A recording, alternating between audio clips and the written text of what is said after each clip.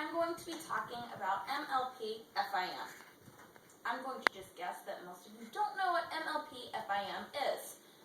No worries, I am here to help. That's right, we're going to be talking about My Little Pony Friendship is Magic. Now, I know what you're thinking. Believe me, I do. I was in the exact same position not too long ago. A friend of mine was raving about this new TV show that I absolutely had to check out.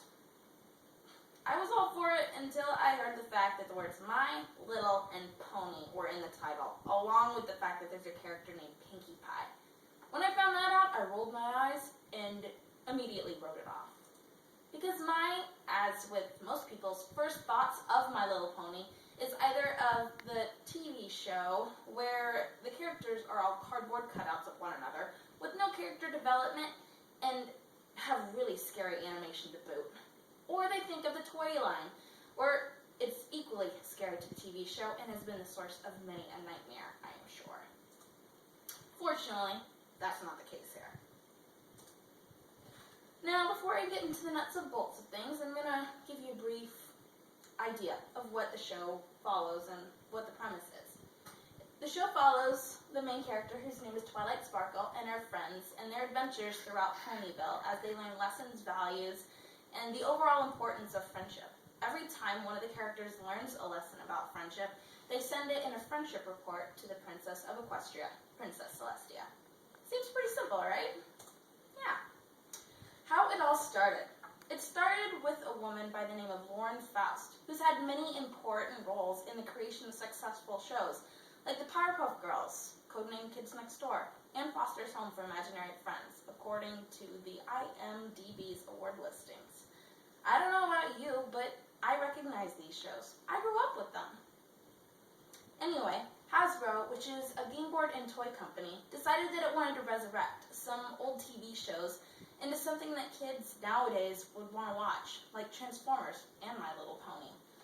Hasbro paired up with Discovery Communications and announced that they'd be joining together to create a new cable TV channel called The Hub, according to the Broadcasting Cable Interview Archives. Hasbro asked Faust if she'd be interested in recreating the My Little Pony franchise. Faust jumped at the chance, and the rest, as they say, is history. One of the unique things about My Little Pony is the relationship between the fans and the creators. In the very first episode, about 20 minutes in, a couple of fans noticed that there was a character in the background with a derped or cross-eyed expression. They christened her name to be Derpy Hooves, and her popularity soared from there. She grew to be so popular that even the creators began to notice how many people liked her. Then they did an amazing thing. They left her eyes alone. So now Derpy is used very similarly to Waldo and is hidden throughout various points in every episode. This was a treat made just for the fans. The creators and Hasbro of My Little Pony have also done a really good job of targeting the older audiences, such as making a billboard parodying the movie Poltergeist, or, according to the Hub's website, a parody of Katy Perry's song California Girls, this one entitled Equestria Girls. The relationship amongst the fans is also pretty nice. Since us fans are often questioned and sometimes criticized for watching a girls' show, we've become to be supportive and sympathetic of those who are suffering the tragic case of being picked on because of it. This is a post some guy posted on Reddit.com, saying that his mom was threatening to kick him out of the house just for watching My Little Pony. Instead of turning a deaf ear, there was an outpouring of sympathy and support from the fellow fans. One guy even offered up the guy a place to crash at his place for a while, in case his mom did kick him out. These guys are complete strangers with only one thing in common, a cartoon. A cartoon that's becoming more of a community for those of us who are fans to it. All this talk about relationships and creation, I never got around to the characters, which most people agree is the most defining characteristic about My Little Pony. The show's main six are Rainbow Dash, Applejack, Rarity, Twilight Sparkle, Fluttershy, and Pinkie Pie. A little bit more in-depth to each one. Twilight Sparkle, who is an antisocial bookworm who thinks that fun can be defined by scientific fact. We have Pinkie Pie, who's a spaz and who can't sit still for more than 2 seconds without doing something completely random and oftentimes pointless. Rarity is the fashion guru who would rather bring a sword to a gunfight because Let's face it, swords are way more fashionable. We have Rainbow Dash, a brash and bold Pegasus pony who's got a bit of a god complex. She thinks she's the best thing, since anything. Fluttershy lives up to her name and is scared and terrified of anything, from heights to her own shadow.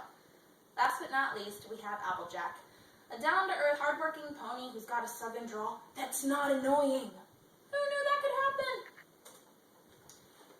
As with anything, there are going to be people who don't like it. There's always going to be people who will say, "Hey, why are you watching that, man? There's so many other things you could be watching. There's no drugs, sex, or violence in that. Why are you watching a show about ponies, man?"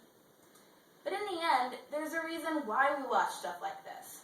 As Eric Lynn from KW Reviews puts it, the reason we watch shows like this is because the show's sophistication supersedes any of the supposed childish content that it could possibly have. My Little Pony, since it's a kids show, has restraints placed on it to prevent it from utilizing any mature content. But because these restraints exist, the show's producers have to rely on story, characters, and an engaging art style to draw you in. And in the end, that's what we want. We don't really want a show that's sensual and sexy. We want a show that takes itself seriously and delivers a heartfelt performance. We want a show that will make us laugh, make us cry, and that will welcome us back with open arms whenever we return. And we return because we feel comfortable with the relationships established that we've experienced while we're there.